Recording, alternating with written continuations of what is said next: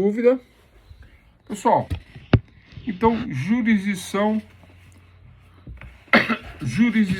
portanto, né? Iuris significa direito, dição de dictio, né? Dizer. Então, jurisdição, dizer o direito. Quem diz o direito? O Estado juiz diz o direito. Portanto, jurisdição é o Estado juiz que utiliza-se do instrumento processual para dizer o direito. O instrumento processual é o conjunto de atos que nos levam à sentença. E a sentença é a decisão do juiz. É a jurisdição, né? Juris dictio. Né? Jurisdição contenciosa. As partes não conseguem decidir por si só, né? E aí chamam a responsabilidade do Estado juiz, e o Estado juiz decide substitutivamente pelas partes. Jurisdição contenciosa.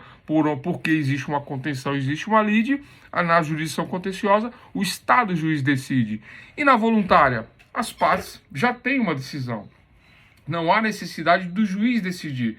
Então, as partes levam a questão para o judiciário já pronta e só pedem a homologação. E a homologação nada mais é do que o reconhecimento da vontade das partes nos termos da lei. Haverá uma fiscalização pelo Estado e o Estado homologará a jurisdição voluntária, né? Dirá o direito que já está posto, que já está dito de forma voluntária, consensual. É o caso do exemplo do divórcio consensual.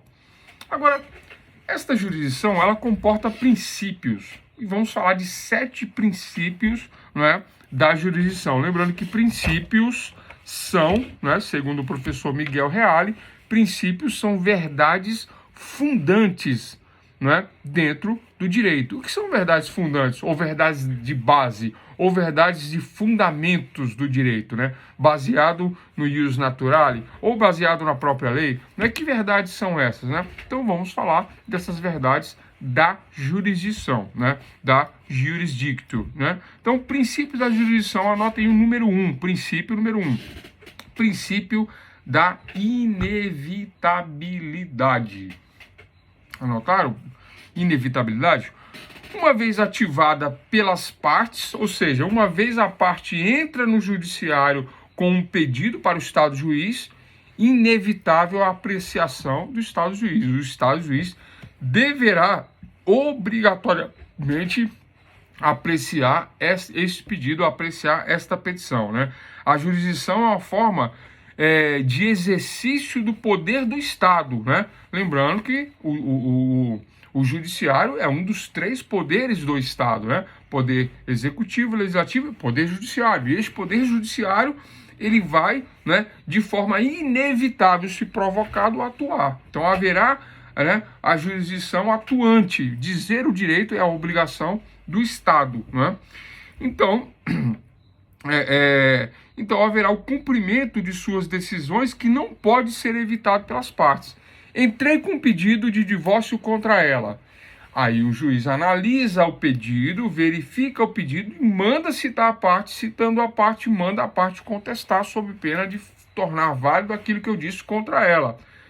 É inevitável, ela vai ter que contestar. Se ela não contestar, qualquer decisão, qualquer algo que o juiz diga, né, a jurisdição, o dizer do direito, terá que valer, terá validade. Né? Então, existe o primeiro princípio, a inevitabilidade, como princípio da jurisdição, tem a ver com o cumprimento coercitivo da obrigação imposta pelo Estado, seja ela qual for. Né? Recebi o seu pedido, então você contesta. Cito você agora para você contestar. Né? Recebi o pedido de A, cito B para que B conteste. É inevitável que B conteste. B contestou, agora eu peço para A replicar a contestação de B, sob pena de que algo que B disse, né, não sendo contestado, né, ou contestado, eu posso pedir uma tréplica e aí seguir o processo. Inicial, contestação, réplica, tréplica, outros procedimentos, provas, audiência e, ao final de todos esse conjunto de atos, eu posso aí ter uma sentença. Então, temos aí princípios da jurisdição, né, neste aspecto Este é o número 1, inevitabilidade. Princípio número 2, anote aí número 2, indeclinabilidade. Indeclinável, não declina. É um preceito constitucional que nenhuma lesão de direito, né, nenhum dano, qualquer lesão de direito que houver, nenhuma, nada deixará de ser apreciado pelo Poder Judiciário. Nada. Né? Ah, mas não existe uma lei que fale sobre determinada questão. Não, o Judiciário apreciará quaisquer questão. O direito de petição é um direito constitucional. E desse direito constitucional de petição, de pedir, né, que está na Constituição, que todos têm o direito a peticionar para o Estado juiz na solução do conflito, é que decorre esse segundo princípio chamado de indeclinabilidade. Né? Então o Poder Judiciário não vai declinar. Se pedir, o Poder Judiciário irá verificando os pressupostos, né? Verificando os pressupostos da ação, né? Irá sempre apreciar a petição, né? Não significa dizer que vai conceder o direito, que vai conceder o que está na petição, mas irá apreciar o pedido, né, feito pelo cidadão, seja ele qual for. Pessoal, alguma dúvida sobre o segundo princípio, né, da indeclinabilidade? O Estado exige dos seus cidadãos a observância da obrigatoriedade da jurisdição, né? Tem ele o dever de solucionar os conflitos de interesse quando provocado. Então, o cidadão provocando o Estado juiz tem a obrigação de responder ao cidadão. Olha, vou apreciar o seu pedido. Olha, vou verificar aqui as condições da ação, né? Existem condições para a procedibilidade, mas independente da procedibilidade, o direito constitucional de pedir, todos os cidadãos possuem e ele é apreciado. E este é o segundo princípio, né, da jurisdição, né? Ou seja, o direito, né, dito pelo Estado juiz, iuris dictio, né, pelo Estado juiz, jurisdição. Terceiro, investidura. Anotem aí, investidura. Terceiro, o Estado atua através de seus órgãos e, assim sendo, somente os agentes políticos investidos do poder estatal de aplicar o direito, né, ao caso concreto que é julgar, né, é que podem exercer a jurisdição, né? Quem são os agentes públicos que podem exercer a jurisdição, dizer o direito? Quem são esses agentes? Os juízes, né? Como nós falamos, o Estado juiz. Mas por que isso, né? Por que falar deste princípio dessa maneira? Porque temos, né, um juiz, né, que pode dizer qualquer direito, direito civil, direito penal, direito trabalhista, direito tributário, direito administrativo, direito constitucional, né, direitos do juizado especial civil, direitos do juizado especial criminal. Então, este é o fundamento de falarmos do princípio da investidura, aí que vem aquilo que eu falei no início, né, da investidura do poder do Estado na pessoa do juiz. Por isso que eu falo, quando nós vamos ao fórum, nós não vemos uma pessoa, nós vemos o Estado. E aí existe o conceito novo de Estado juiz, não é? Ali não é a pessoa, ali é o Estado juiz. Então, este Estado juiz está constituído neste terceiro princípio, chamado princípio da investidura. A investidura é o poder, né? É o poder incorporado, investido na pessoa. Investidura de poder, o Estado juiz na representação, representado pelo juiz, né? O terceiro poder, vamos dizer assim, do Estado, representado na pessoa do juiz. É isso, né? Lembrando que princípios são, segundo o professor Miguel Reale, princípios são verdades fundantes. O que são verdades fundantes? Verdades da base, do fundamento, né? Se nós fôssemos pedreiros, seria o baldrame, né? Seria a base da casa, né? Se fosse um conceito bíblico, seria a rocha, né? Eu construo na minha casa sobre o vento, sobre a areia e a casa desaba. Mas se eu construo minha casa sobre a rocha, a casa será firme e forte como a rocha. Alguma dúvida sobre investidura? Esse é o terceiro princípio da jurisdição. Quarto princípio, indelegabilidade. Quarto princípio da jurisdição, indelegabilidade. O que é delegar? Delegar é outorgar poderes, é conceder poderes, é administrar poderes. Isso é delegar. Eu delego poderes, né? Eu atribuo poder para fulano, ciclano, beltrano, dou ordens, né? E faço aí o comando dessa situação delegando poderes. Mas dentro da jurisdição, dizer o direito, quem diz o direito é o Estado juiz. E este Estado juiz que diz o direito, ele tem um princípio que atua sobre ele, que é da indelegabilidade do seu poder. Ele não pode delegar o seu poder de dizer o direito. Então eu chego no fórum e vou ser atendido pelo juiz? Não, vou ser atendido pelo escrevente, técnico judiciário. Ele dirá o direito? Não, ele não dirá o direito. Quero ser atendido então pelo juiz, né? O juiz do caso. Posso até não ser atendido, mas no peticionamento, nas regras do jogo, no protocolo, agora digital, que corre via digital, dentro dessa situação de protocolo digital de peticionamento ao Estado juiz, né? Este que tem o poder não pode delegar a terceiros. Então é ele que pessoalmente, embora não seja uma pessoa, já falei isso, o juiz não é uma pessoa. O Estado juiz é que decidirá o caso conforme, né, vier os fatos, a verdade formal dentro do processo civil e a verdade real dentro do processo penal, não havendo delegabilidade. Portanto, quarto princípio da jurisdição, de quem diz o direito, jurisdictio, é o princípio da indelegabilidade. Tranquilo? Quinto princípio, são 7, falta só 3. Quinto princípio, princípio da inércia. Esse é o mais fácil porque eu já falei nas aulas anteriores, nos módulos anteriores, e todos vocês sabem. Inclusive, este princípio ele decorre de outros, né? É aquela questão de ficar imóvel, parado, né? Quem já andou de ônibus? Todo mundo, né? Então a gente está no ônibus, aí você dorme no ônibus, aí o ônibus freia, você vai para frente, ele para, você vai para trás, ele vira, você vai para o lado. Quem está dormindo, né? É isso? Então isso se chama, é um exemplo meio, né?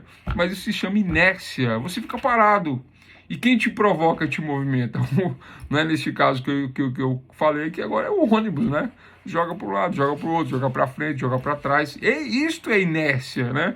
Tem coisa mais simples do que explicar a inércia dessa maneira.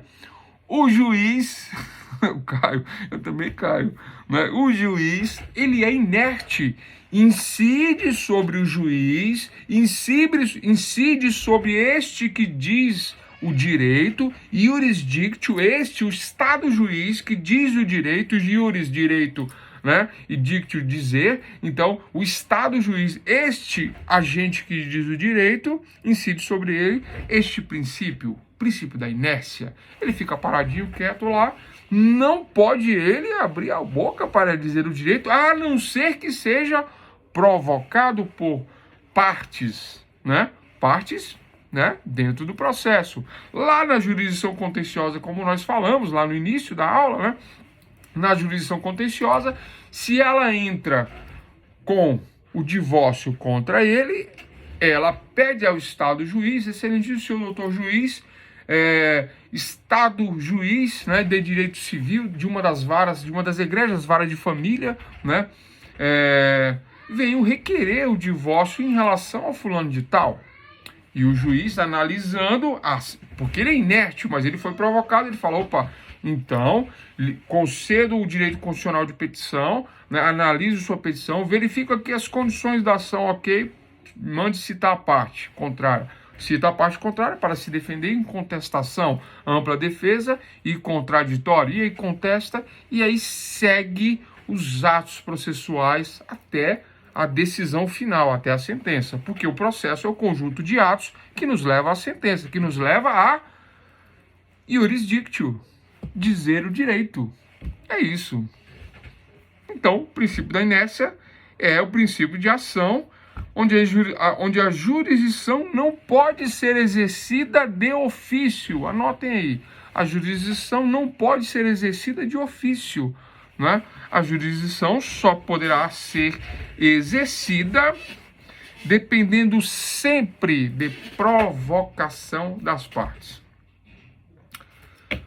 Se o processo fica parado um determinado tempo e as partes não movimentam o processo, o juiz dará um impulso oficial pedindo para que as partes se manifestem, mas ele mesmo não poderá se manifestar. Mas ele provoca as partes para que as partes se manifestem e, não se manifestando, né, haverá o risco de arquivamento ou extinção do feito por falta de movimentação das partes, porque o juiz ele é inerte.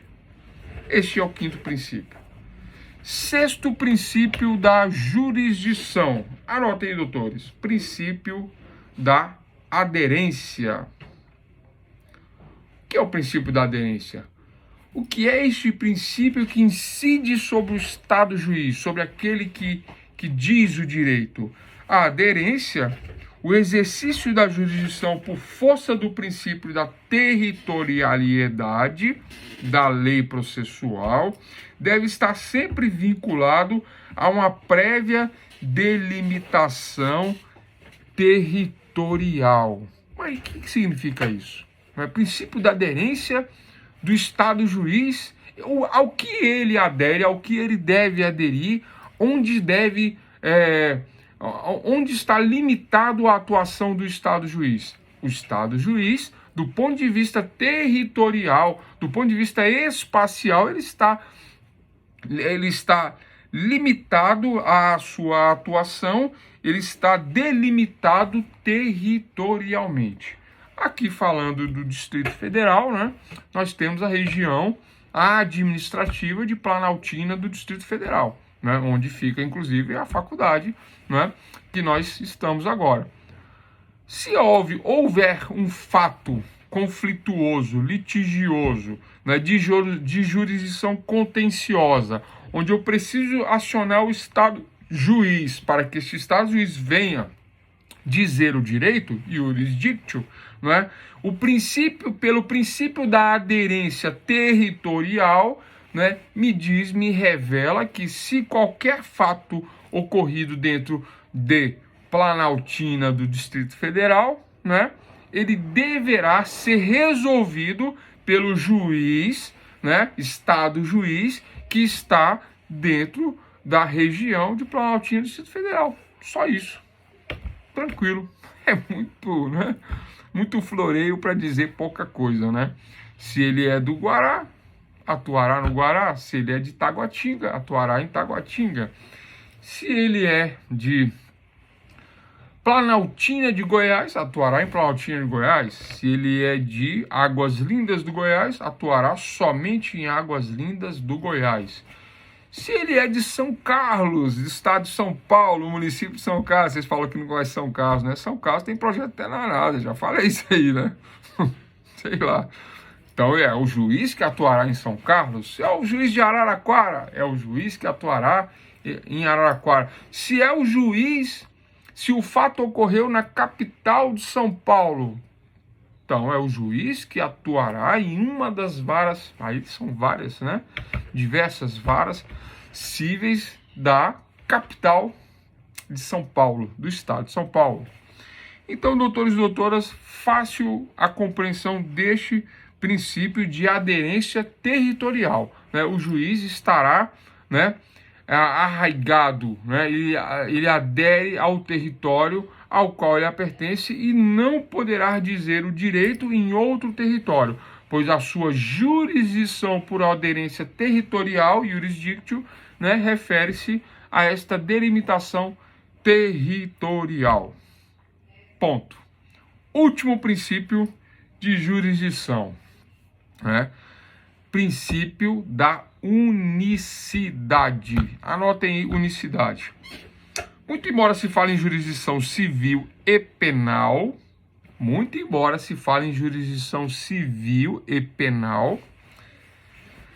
temos também a justiça federal e estadual. Mas, na realidade, esse poder, ele é uno, ele é indivisível, né? Como eu disse no início da aula, né, nós temos um poder do Estado. Em ciências políticas, nós estudamos a teoria do poder, sendo que o poder é um instrumento de atuação do Estado, sendo que o Estado é o único que tem, por exemplo, o poder de coerção física. Somente o Estado tem exclusivamente o poder de coerção física. Bom, ponto. Poder de coerção física é o poder do Estado. Qual é o poder do Estado? O poder, né, soberano de atuação do Estado sobre os seus cidadãos, né, incluindo o poder e uso da força física. Mas este poder ele é dividido em três pela teoria de freios e contrapesos, né, lá instituído, né, pela tripartição de poderes lá do Barão de Montesquieu, lá atrás, lá no século XVII, né, onde a atuação do Estado, este seu poder do Estado, para que não haja um despotismo, né, que são um poder ilimitado do Estado. Então, para que não haja um soberano déspota, foi dividido o poder em três, para que um possa controlar o outro, né? Como nós vemos aí na televisão, diariamente os poderes divergindo, discutindo, brigando. Hoje teve uma votação aí em relação a questões sobre o judiciário julgando questões referentes a um membro do parlamento, né? Lembrando que parlamento, né, é o poder legislativo. Então, qual é a divisão do poder? Divisão em três: executivo, legislativo e judiciário. Estamos falando do poder judiciário. E este poder judiciário, pelo princípio da unicidade, ele é um poder único. Ele não é subdividido em vários outros poderes. Ah, professor, mas você acabou de falar que tem civil, penal, federal, estadual, eleitoral. Você acabou de falar isso, que tem essas divisões. Tem essas divisões? Tem. Mas, quando eu falo de poder judiciário, incide sobre o Estado juiz o poder de juiz, poder único de juiz. Ele é o juiz independente de ser juiz penal, civil, trabalhista, tributário, federal, né? Não é o juiz criminalista, é o juiz. Não é o Estado juiz eleitoral, ele é o juiz. Não é o Estado juiz federal, ele é o juiz. Não é o Estado juiz estadual, é o juiz. Entendem que para dizer que não há uma hierarquia entre eles, existem juízes. Agora vamos falar de ramos e de aplicação e de competência. Aí sim, existem as divisões por competência, porque é impossível deter, absorver tanto conhecimento jurídico, né? Qual o exemplo? O juiz que julga civil, penal, previdenciário, trabalhista, administrativo, eleitoral é muito amplo. A gama, o arcabouço jurídico seria imenso, né? Compreender todos os conceitos, todas as esferas, né? Tem advogados que fazem isso, né? Tentam fazer isso, né? Mas muita coisa acaba dispersando, né? O ideal é realmente a especialização por competência, né? No máximo 2 competências aí para não se confundir. Então, daí temos este último princípio da jurisdição, do jurisdictio, do dizer o direito. Quem diz o direito é o Estado juiz, e o último princípio é a unicidade. Então, juiz é juiz, Estado juiz é Estado juiz, né? Independente de ser federal, estadual, independente de ser civil ou penal, é o Estado juiz que diz o direito. Pelo princípio da unicidade, estamos falando do poder judiciário. E aí finalizamos os 7 princípios da jurisdição né? Dentro do que nós falamos hoje, falamos de jurisdição, né? O conceito de jurisdição, que é dizer o direito pelo Estado juiz. Falamos de jurisdição contenciosa e voluntária, sendo que a contenção, né, é a disputa de interesses de um lado e de outro, e onde os interesses não conseguem, né, chegar num acordo. Então o juiz vem subsidiariamente interferir e dizer o direito. Jurisdição contenciosa. Existe uma contenção, mas ele diz o direito para as partes. Na voluntária, na jurisdição voluntária, o juiz não diz o direito, ele somente analisa, avalia, fiscaliza, as partes traz o direito pronto e fala, ó, queremos assim. E aí, na jurisdição voluntária, o juiz fiscaliza e homologa ou não. Se estiver de acordo com a lei, será homologado, né? E aí temos a jurisdição voluntária. E este Estado juiz, ele opera sob 7 princípios, sendo eles, número 1, inevitabilidade, indeclinabilidade, investidura, indelegabilidade, inércia, aderência e, para finalizar, que nós acabamos de falar, unicidade. Fechando assim, jurisdição contenciosa e voluntária e 7 princípios da jurisdição. Ponto.